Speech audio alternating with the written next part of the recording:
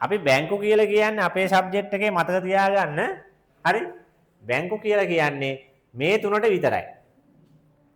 දැන් බැංකු කිව්වම බැංකු කියලා ඉවර වෙන ඔක්කොටම අපි බැංකු කියලා මේ සබ්ජෙක්ට් එකේ කියන්නේ නැහැ. එහෙනම් ඉතින් ලේ බැංකුවත් ගන්න එපයි අපි මේකට. තේරුණා? ඒව ගන්නෙ නැහැ. හරි? ඇත්තටම බැංකු කියන එකේ තේරුම මොකද්ද? බැංකුව කියන එකේ. බැංකුව කියන එකේ තේරුම මොකක්ද? දැන් සරල තේරුම සිංහල තේරුම. බැංකුවක් කියන්නේ මොනව හරි එකතු කරන තැන. දැන් ලේ බැංකුව කියන්නේ ලේ එකතු කරන තැන. එහෙමනේ. නේ? ඒතර මේ බැංකුවත් එහෙම තමයි. මේ බැංකු කියන පදේ හැදිලා තියෙන්නේ එහෙමයි. එකතු කිරීම කියන්නේ. රයිට්? ඒතර අපේ විෂයේ අපි බැංකු කියලා ගන්නෙ මෙන්න මේ තුන විතරයි. මහා බැංකුව අපි ගන්නවා, බලපත්‍රාභි වාණිජ බැංකු, බලපත්‍රාභි විශේෂිත බැංකු. ওই තුන ගන්නවා. ඊට පස්සේ තැන්පතු බාර ගන්න අනෙක් ආයතන. ඒ කියන්නේ මහා බැංකුවෙන් අවසර දීලා තියෙන මේ අයටත් තැන්පතු බාර ගන්න. හරිද? ප්‍රධාන වශයෙන් මේ තුන් දෙනා ඉන්න ඊට අමතරව මේ කට්ටියටත් පුළුවන්. ඊට පස්සේ විශේෂිත මූල්‍ය ආයතන කියලා සෙට් එකක් ඉන්නවා. මේ අයට තැන්පතු බාර ගන්න අවසරේ නැහැ. මහා බැංකුව අවසර දීලා නැහැ තැන්පතු බාර ගන්න. හරි?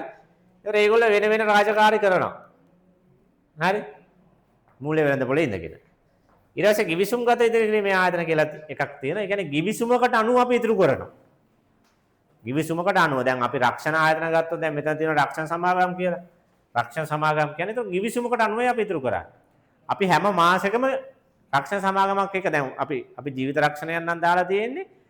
ඒ කියන්නේ රක්ෂණ සමාගමක් එක ගිවිසුමක් ගහලා තියෙනවා මොකද්ද? හැම මාසෙකම වාරිකයක් එයාට ගෙවනවා කියන. තේරුණාද?